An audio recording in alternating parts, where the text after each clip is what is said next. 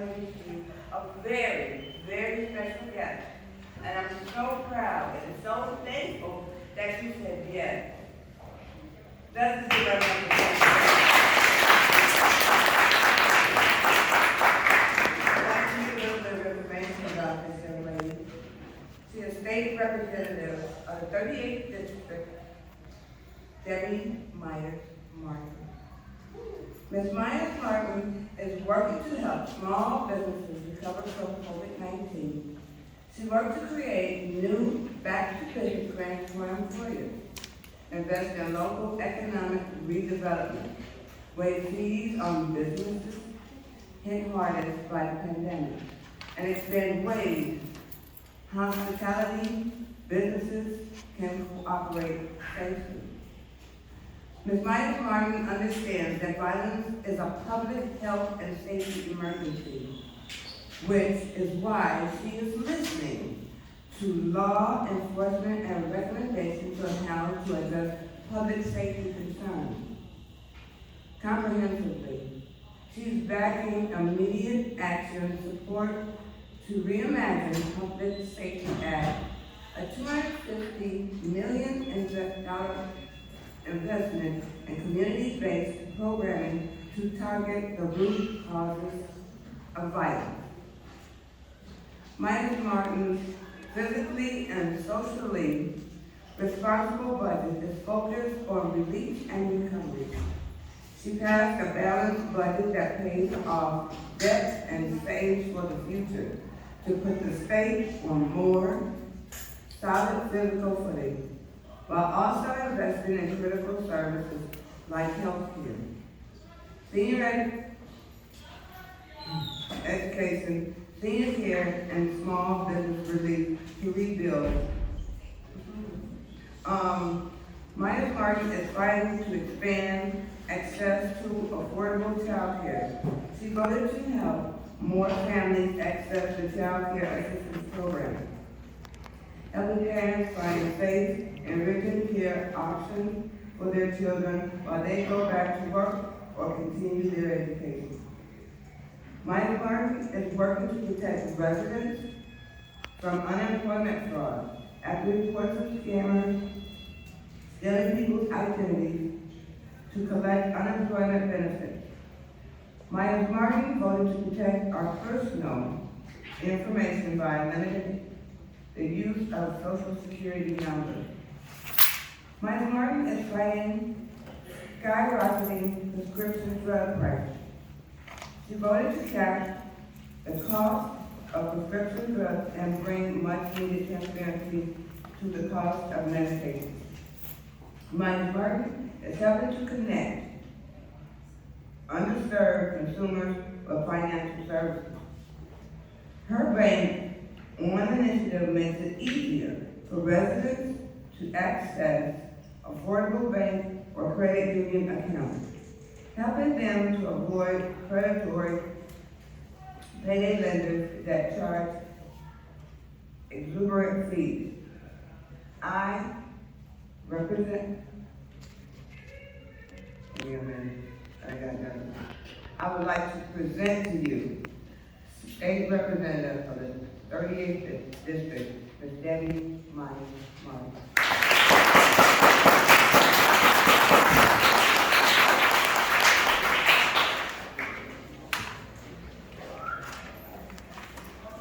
Good morning, everybody.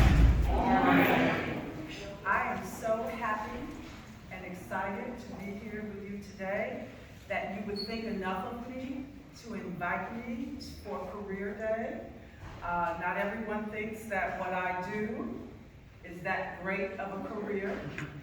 However, I believe that it's very important that people step up when they live in a community, when they live in a municipality, when they live in a state, so that they can make sure that that state or that municipality is addressing the needs of the people that live here.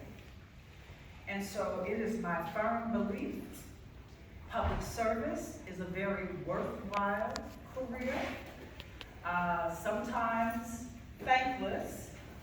however, very rewarding. One of the things that I have discovered during this course of becoming a state representative is that you have to maintain your integrity. You have to maintain your character. Because every night when you look in the mirror, you have to feel good about what you have done, what you have represented, what you have said, and what you have stood for. Otherwise, you will not be successful, and certainly you won't feel complimented by the work that you do. So in that bio, which I thank you very much, and I thank the principal and all of the teachers who have invited me here today. I started off just being a regular mom. I have 2 daughters, and I started off just volunteering. Volunteering at their schools, volunteering to be the Girl Scout leader, all of those kinds of things. And then the mayor of, at that time, Country Club Hills, invited me to participate in a commission because years ago, the South suburbs weren't as diverse as they are now. And there was a difficulty in becoming diverse. And they asked me to go out and speak to neighbors who were having trouble. So I did that.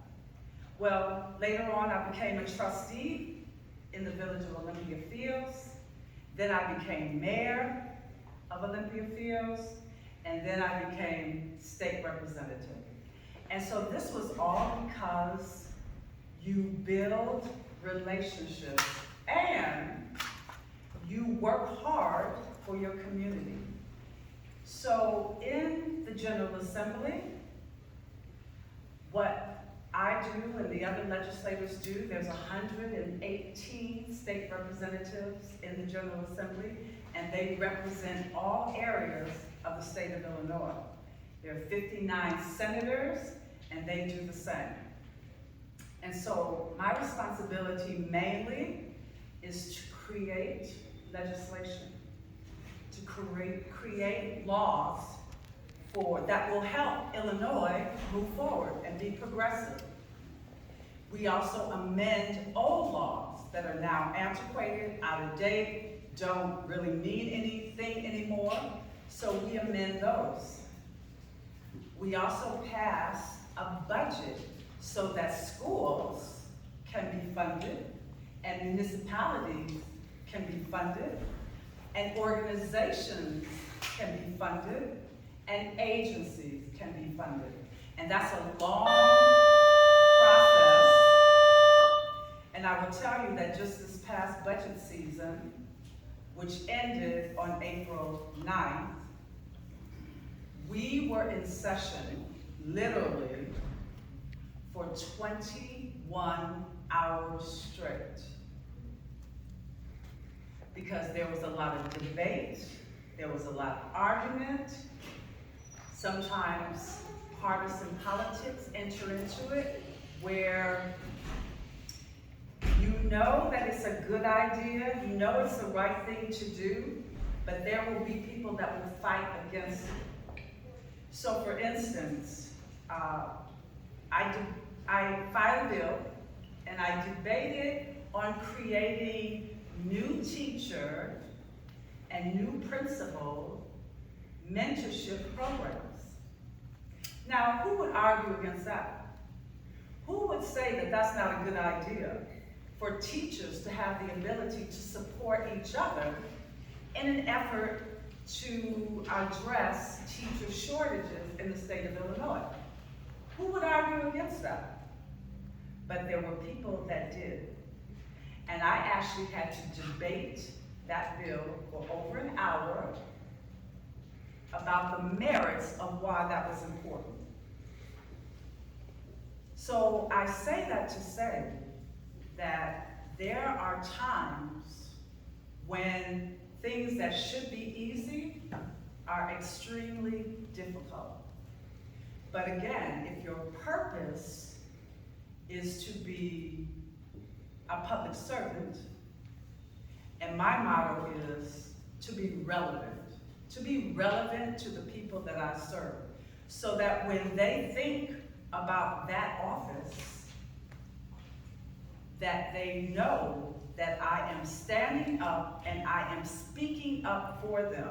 And that is the whole reason why I go to Springfield 6 months out of the year. I go January normally through May, but this year, because it is an election year and it was a redistricting year, we ended session early. However, that's why I go. I go there because the people that live in Park Forest and the people that live in Matheson and the people that live in Olympia Fields are not there to speak up for themselves. So I have to do it. And I have to firmly believe that what I am doing will have benefit and value in that community. So I encourage people to reach out to me, to call my office, to meet me, to come and speak with me, because I can't do that effectively if I don't know what people want. They have to come and tell me. They have to say, oppose that bill, we don't believe in that bill, or support that bill, because we need that in our churches, we need that in our schools, we need that in our neighborhood. So I encourage that all the time, that you have to come and tell me. And I say that to you too, because you have the ability, your parents have the ability, your neighbors have the ability to help me right law. A little example of that is there were some high school students that reached out to their senator because they didn't want to turn their clocks back anymore. They didn't want to change time anymore. Now, you know the entire country does that except for the state of Arizona and parts of Indiana. But they felt that that was important to do. They went to their senator and they said, we want to stop daylight savings time. He wrote a bill. He introduced it. So that if in fact that had been called, and it has not been called yet, but he files it every session. If it comes up in the chamber, we literally will be voting on whether or not we stop changing time. That came from high school students. That's why I say, if you have an idea, if you think you know a better way to do something in the state of Illinois, or something that we should add to what we do in the state, you need to let your elected officials, especially legislators in Springfield, know, because that's where laws come down from. And for the parents, red light cameras, that's a bill to get rid of red light cameras, because nobody likes them. Nobody likes getting these tickets. So that actually has not been called as well. But it's a potential change in the way we know life here in the state of Illinois. And all of that stands in my hands as a legislator, but your hands, your parents' hands, your neighbors' hands, as residents, as citizens of the state of Illinois. So that is why I want to share with you that public service and elected official is something very worthwhile in doing, as I said, if you keep your integrity. But the thing that I want you to know is that when I stop being a state rep and the people that are in office stop, who's going to take over? Who's going to begin to do that work? That could be you. That's something that you could decide that you would like to do for yourself, for your family,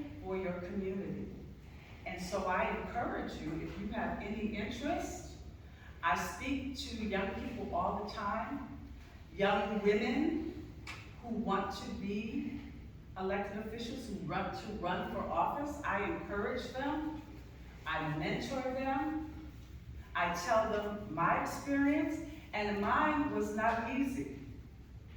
When I first ran for state rep, I first of all was running against 4 men who all felt that they were better. I also did not have the support of the Democratic Party because the representative then, who was not going to run again, so I didn't try to run against an incumbent. I was running for an empty seat, a vacant seat. But he was supporting someone else. But he was supporting someone that nobody in the community wanted. They didn't believe that that person had the experience, and it really doesn't take experience as much as it takes relationships, knowledge about how communities work, and what doesn't work, and what people don't like, and what they don't want to see if you go to Springfield. So I ran against these 4 men. Because I didn't have the endorsement of the party, I had trouble raising money. And that's the one downside of running for office, is that it does take money. You do have to fundraise. But I didn't have a lot of money. My opponent had $100,000 in his bank account. I had nothing near that. However, I worked hard, I went out, I knocked on doors, I handed out literature, I went to every event. And at the end of the day, I did win. So I say that to say that not every dream, not every aspiration that you have is easy. But as you may not know, but we now have a new Speaker of the House who is the first African American to ever do that in the history of Illinois. And what he says all the time, you gotta do the work. Whatever that takes, that's what you have to do to get there. And I have learned that that is absolutely true. But at the end of the day, if that's what you really want, if that's what's really gonna make you feel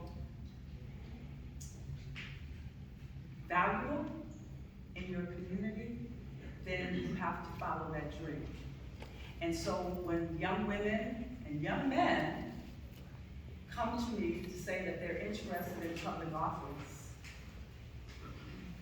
I want to encourage them by giving them the benefit of my experience. And so I would just encourage all of you that while there are so many careers that you may find that's more to your liking, more to your personality, more to how you envision the future, then by all means you have to follow that.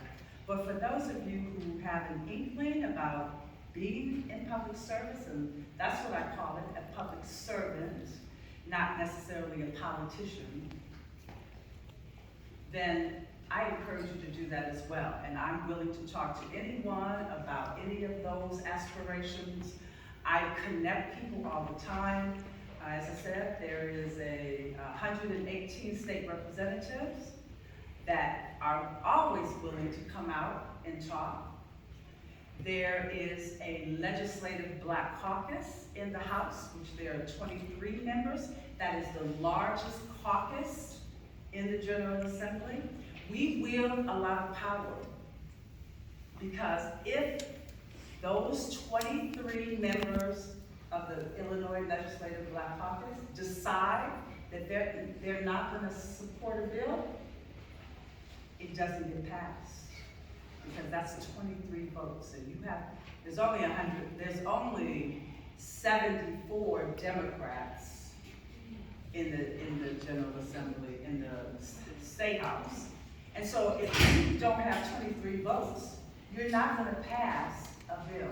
And that's what it's all about, is getting people to agree with you to vote yes on a piece of legislation. And I know that you've had that experience here, because you have, I think, a student body where you have to vote. And so you have to get people to feel in unison with what you're trying to accomplish. So just generally, bills in the House is you come up with that idea, you give it to a legislative research bureau, they draft it into legislation, into bill language, they give it to you. You then have to get it out of committee, which is, it's assigned, whatever the subject matter is, to a committee. And usually there's about 10 people, 10 or 12 people on that committee. They vote whether or not to move it out of that committee. If you don't get it moved out of committee, it never comes to the floor for a vote. So that's basically how that happens. And then you have to debate. And then once it passes in the House, it goes over to the Senate. So that's just like some housekeeping that I thought I would share.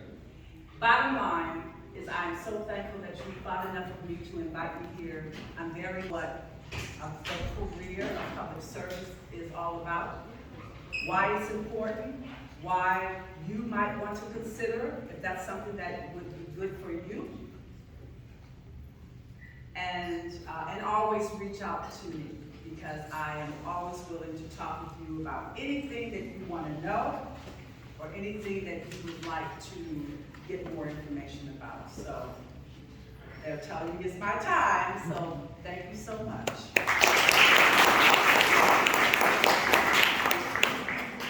Let us give State Representative